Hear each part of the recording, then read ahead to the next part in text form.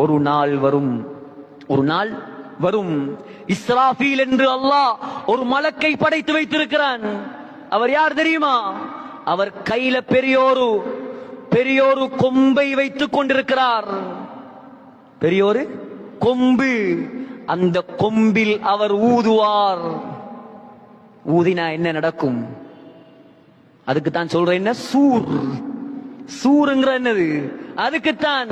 அவர் ஊதினால் வானம் வெடிக்கும். இதஸ்ஸமாஉன் ஃபத்தரத். அவர் ஊதினால் இதஸ்ஸமாஉன் ஷக்கத். வானம் வெடிக்கும். அவர் ஊதினால் வைதன் நுஜூமுன் கதரத். நட்சத்திரங்கள் எல்லாம் காய்ந்த இலைகளைப் போல கீழே விழுந்துரும். வைதல் ஜிபாலு சுயிரத்.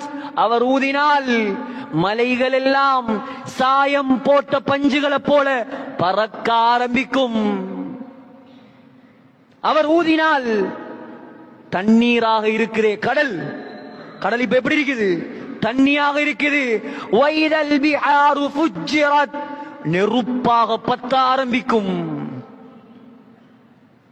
முழு உலகத்தில் அல்லாஹ்வை தவிர எல்லாரும் மௌத்தாகி விடுவார்கள்.